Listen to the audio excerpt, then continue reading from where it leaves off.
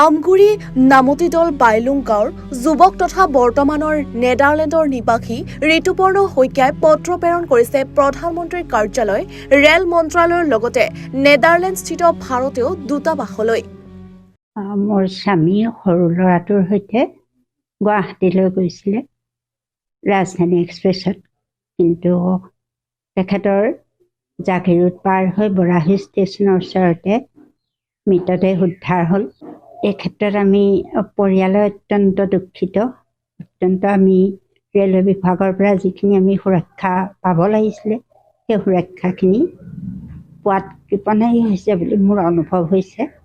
তেখেতক ৰেলৱে প্লেটফৰ্মৰ পৰা প্ৰায় 13 ফুট দূৰত পৰি থকা অৱস্থাত উদ্ধাৰ কৰা হৈছে। এই ঘটনাটো এতিয়াও আমি সহজভাৱে ল'ব পৰা নাই আৰু সাধাৰণ ঘটনা বুলি আমি ভবা নাই। ইয়াত নিশ্চয় তৃতীয় এটা শক্তিৰ হাত আছে বুলি মই অনুমান কৰিছোঁ, ধাৰণা কৰিছোঁ। গতিকে এনে ঘটনা যাতে ৰেলৱে বিভাগত কেতিয়াও নঘটে, মোৰ পৰিয়ালটোৱে যিখিনি ভুগিব লগা হৈছে সেইখিনি যাতে অন্য কোনো পৰিয়ালে ভুগিব লগা নহয়, তাৰ বাবে মই চেণ্ট্ৰেল চৰকাৰকে আদি কৰি ৰেলৱে বিভাগলৈ এটা বিনম্ৰ অনুৰোধ জনাইছোঁ। তেওঁলোকে অতি সোনকালে ৰাজধানী চিনা এখন ট্ৰেইনত এনে দুৰ্ঘটনা হোৱাটো অত্যন্ত দুৰ্ভাগ্যজনক। গতিকে ইয়াৰ ব্যৱস্থা যাতে ৰেলৱে বিভাগে কৰে আৰু কেন্দ্ৰীয় চৰকাৰে যাতে ইয়াৰ বিহিত ব্যৱস্থা কৰে। যাত্ৰীৰ ৰেলত সুৰক্ষা একেবাৰে নায়েই নেকি? কিয় এনে ঘটনা? আৰু এজন আমাক পুলিচে কৈছে যে তেনেকুৱা ঘটনা আগতেও হৈছে। ৰেলৱে বিভাগৰ পৰা একো ন্যায় লাভ কৰা নাই, এতিয়ালৈকে আমি একো সদুত্তৰ পোৱা নাই। তেওঁলোকৰ অৱহেলাহে আমাৰ চকুত ধৰা পৰিছে। ৰেলৱে মন্ত্ৰী আৰু মুখ্যমন্ত্ৰীলৈও তেওঁ নেডাৰলেণ্ডৰ পৰা চিঠি লিখিব লগা অৱস্থা এটাৰ সৃষ্টি হৈছে, এইবাবেই যে তেওঁলোকৰ ৰেলৱে বিভাগৰ কোনো তৎপৰতা ইয়াত আমি দেখিবলৈ পোৱা নাই। উল্লেখ্য যে যোৱা 25 ডিচেম্বৰত ঋতুপৰ্ণ শইকীয়াৰ পিতৃ বেণুধৰ শইকীয়াৰ ৰাজধানী এক্সপ্ৰেছত হত্যাৰ বলি হৈছিল। ৰহস্যজনকভাৱে জাগিৰোড বৰাহু ৰেল ষ্টেচনৰ সমীপত ৰেলপথৰ কাষত উদ্ধাৰ হৈছিল পিতৃৰ মৃতদেহ। সম্প্ৰতি নেডাৰলেণ্ডৰ নিবাসী ঋতুপৰ্ণ শইকীয়াৰ ৰাজধানী এক্সপ্ৰেছত যাতায়াতৰ সুৰক্ষা নিশ্চিত কৰা আৰু পিতৃৰ মৃত্যুৰ ন্যায়ৰ বাবে লিখিতভাৱে পত্ৰ প্ৰেৰণ কৰিছে।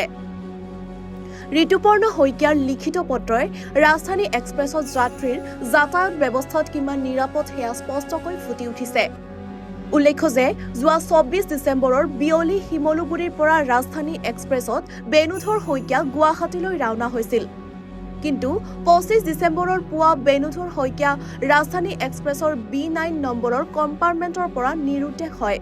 পৰৱৰ্তী সময়ত লোকজনৰ মৃতদেহ জাগিৰোডৰ বৰাহু ৰেল ষ্টেচনৰ সমীপত ৰেলপথৰ কাষত উদ্ধাৰ কৰা হৈছিল। এই ঘটনা এক হত্যাকাণ্ড বুলি অভিযোগ তুলি মৃত বেণুধৰ শইকীয়াৰ পুত্ৰ ঋতুপৰ্ণ শইকীয়াই যোৱা 2 জানুৱাৰীত গুৱাহাটীৰ ৰেলৱে আৰক্ষীক এখন এজাহাৰ দাখিল কৰিছে। নমস্কাৰ, মই ঋতুপৰ্ণ শইকীয়া আৰু কৰ্মসূত্ৰে মই নেডাৰলেণ্ডত থাকোঁ।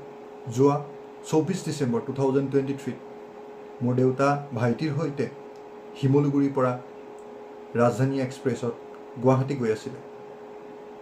যেতিয়া ভাইটি ৰাতিপুৱা সাৰ পায় এৰাউণ্ড 4:30 AM দেউতাক চাবলৈ যায় তেখেতৰ চিটত।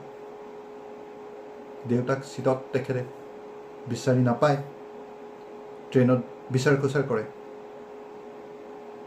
আৰু বিচাৰ খোচাৰ কৰি যেতিয়া ট্ৰেইনত তেখেতক নাপায়, তাত থকা এটেণ্ডেণ্টজনক সোধে। এটেণ্ডেণ্টজনে তেখেতক দেখা নাই পোৱা বুলি ক'লে আৰু ভাইটিয়ে ট্ৰেইনৰ ইমাৰ্জেঞ্চি ফোন নম্বৰত কথাটো জনায়। আৰু পাছত মোৰ দেউতাক বাৰাহু ষ্টেচনৰ ওচৰত পৰি থকা অৱস্থাত উদ্ধাৰ কৰে। মই এই সংক্ৰান্তত অলৰেডি নেডাৰলেণ্ডত থকা ইণ্ডিয়ান এম্বেচি,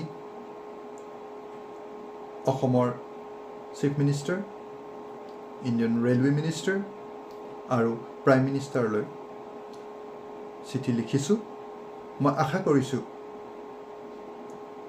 ভৱিষ্যতে মোৰ নিচিনাকৈ যাতে আৰু কোনোৱে নিজৰ আপোনজনক এনেধৰণে হেৰুৱাব নালাগে। আমগুৰিৰ পৰা ৱাকিল আহমেদৰ প্ৰতিবেদন এনিভাৰো 24।